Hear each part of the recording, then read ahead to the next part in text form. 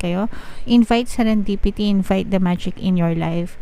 Mga kapiksi, no, you can manifest anything, guys. Sabi ko nga, you can be, do, and have anything that you want, kahit gaano kalaki pa yung mga pangarap nyo, mga kapiksi. Use the power of your mind, use the power of your imagination. As long as you can see it in your mind, you can definitely have it in your life, mga kapiksi. Your life is just a reflection of what's going on in your head. Kahit anong naiisip mo,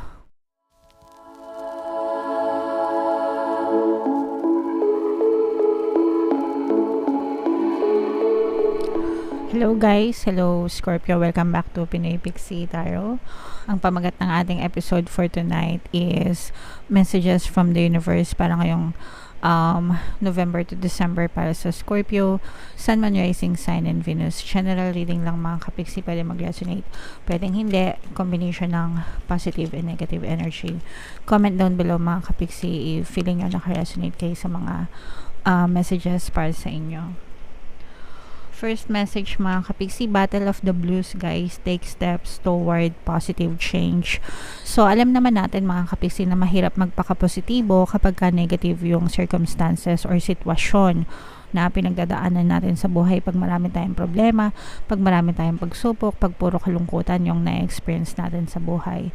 Pero, kailangan mo magkaroon ng disiplina, mga kapiksi, kasi yun lang yung paraan na makatulong sa'yo para magbago yung pamumuhay mo, mga kapiksi, and maging positibo. Okay? So, imbis na i-focus natin yung attention natin, ang key dito, mga kapiksi, is acceptance, no? Kailangan magkaroon ng acceptance sa ating puso na okay, nangyari na yon, tapos na yon, it's over, no? Hindi, wag na nating balik-balikan, and instead magkaroon kayo ng disiplina na sabihin niya sa sarili niyo na okay, tapos na yung mga problema na yon. From now on, no, from now on magiging ma-okay na ako. From now on magpapaka-positibo na ako. From now on magfo-focus ako sa sarili ko. From now on magfo-focus ako sa mga nais ko sa buhay. So i-comment yan sa baba, mga kapiksi, yung salitang from now on. Napakalaki na magagawa niyan, motivation, pagbabago sa inyo, mga kapiksi, yung from now on. Kasi parang you're stating na tinatanggap nyo na yung tapos na yung past, and from now on, simula ngayon, hindi nyo nahahayaan yung sarili nyo na maka-experience pa ng mga negative na circumstance. So, dapat magkaroon kayo ng disiplina. Mahirap magpaka-negatibo, guys. Mahirap din magpaka-positibo. Mahirap magpaka-positibo, pero mahirap ding magpaka-negatibo. So, choose your hard, mga kapiksi. Okay? Alright. So, yeah. Yung next na message para sa inyo, Scorpio, friendship, nurture your relationships, mga kapiksi. Hindi lang sa friends, mga kapiksi, pero lahat ng aspeto ng relasyon natin or lahat ng klase ng relasyon na meron kayo. Unang-una, pamilya, di ba? Pamilya, kamag-anak, kaibigan, partner or specific person, lover, yan. Kaibigan, kasamaan sa trabaho, mga kapitbahay, neighbors, yan. Kabarangay, kahowa, ka-homeowners, yan, kasumba, kung nagsusumba kayo, okay? Ka-gym, kung nag-gym kayo. Yan, so make sure na ayusin natin yung relationship natin with other people, because at the end of the day, guys, no man is an island, and tayo din yung magtutulungan, mga kapiksi. Alright? Okay, so yung next message for you, potential, guys, think big for your future. Always remember yung palagi nating sinasabi sa inyo na you can be, do, and have anything that you want. Lahat pwede nyong ma-achieve sa buhay nyo, mga kapiksi. You are limitless, no? You are limitless unless binigyan mo ng limit yung sarili mo. So wag mong bibigyan ng limit yung sarili mo. If you want to go to the moon, you can, no? Kayang-kaya kung gusto mo, i-focus mo yung attention mo. Ibig sabihin lang, whatever you perceive to be true in your mind, mga kapiksi, will always be pushed out, pero kailangan mong i-focus yung attention mo doon. Alright? So, yeah. Okay. So, tingnan pa natin, mga kapiksi, ano pang message for you. trust your intuition mga kapiksi, no? Magdasal, unang-una magdasal, and pakinggan nyo yung intuition nyo. Yung intuition nyo, guys, ginagabayan yan ng inyong mga gabay, and hindi kayo mapapahamak kapag sinunod nyo yung intuition nyo, kasi nga yan yung pamamaraan ng mga gabay natin para hindi tayo mapahamak, para idaan tayo or i-direct nila tayo sa tamang landas na makakabuti para sa atin. Alright? So, yung next message para sa iyo, Scorpio. Comment down below, guys, no? If nakaka-resonate kayo. Invite serendipity, invite the magic in your life.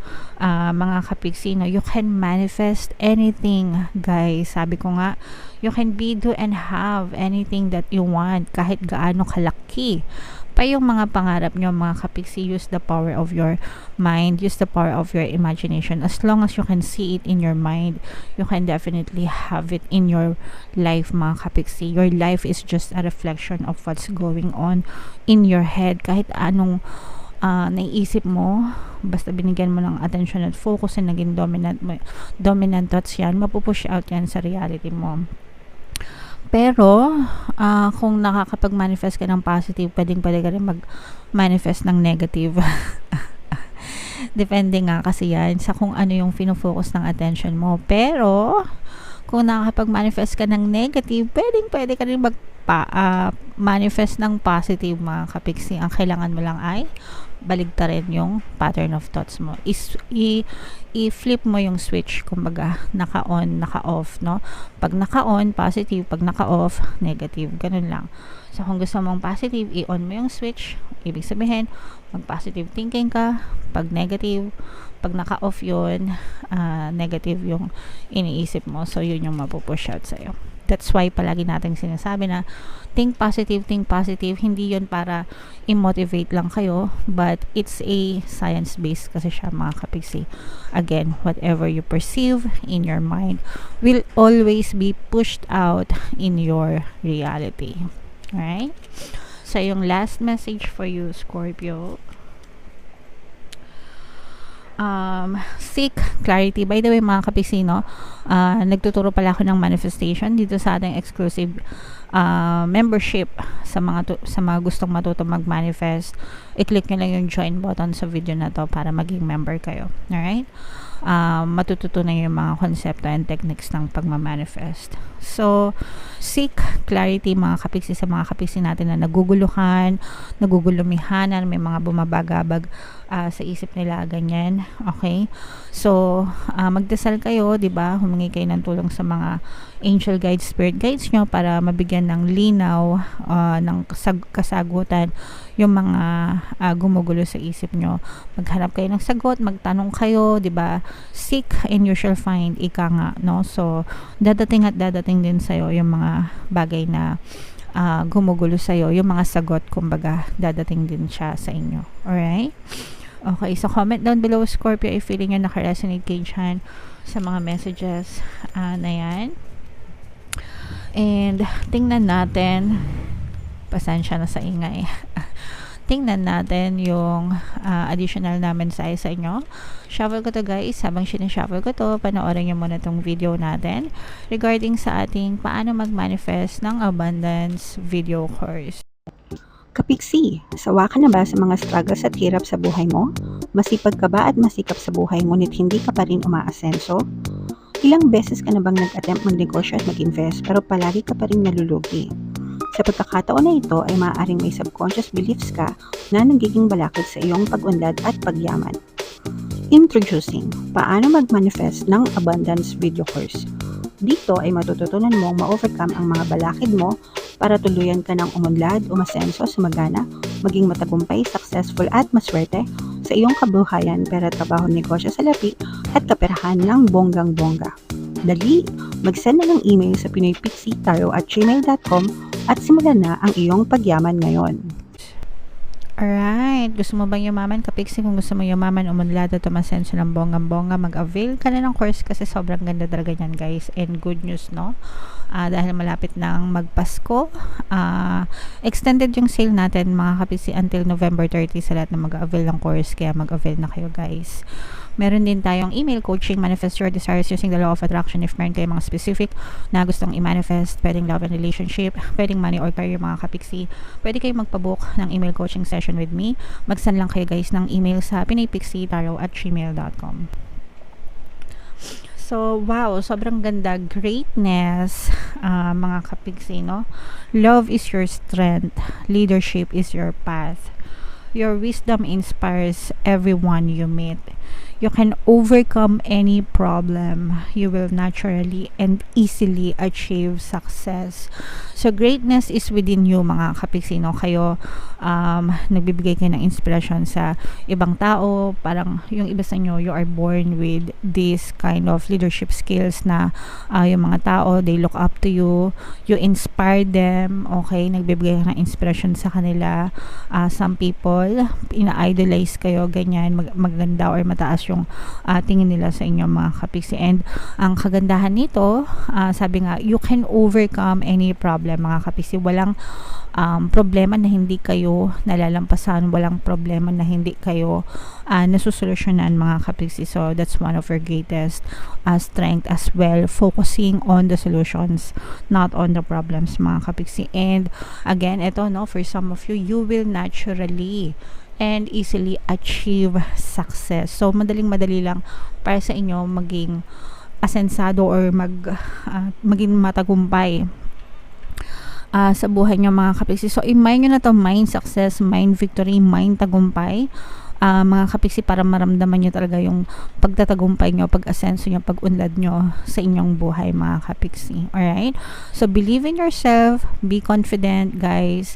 Sabi ko nga, diba, you can be, do, and have anything. Walang malaki, walang maliit para sa'yo. Lahat kayang-kaya mong gawin, lahat kayang-kaya mong ma-achieve, kahit ano pa yan, pwedeng-pwede kang magtagumpay. Alright? Super nice, super ganda ng message. Grabe. So, yeah. Comment down below, Scorpio, if nakaresonate kayo sa mga messages para sa inyo. Guys, ito yung ating Money 2024 kapalaran. Kung di nyo pa napapanood, panoorin nyo na. Super nice, super ganda. And ito naman yung ating success stories ng paano mag-manifest ng abundance video course. Click here to subscribe, mga kapiksi. Thank you for liking, sharing, and subscribing. See you again next time. I love you all. Have a nice day. Bye-bye.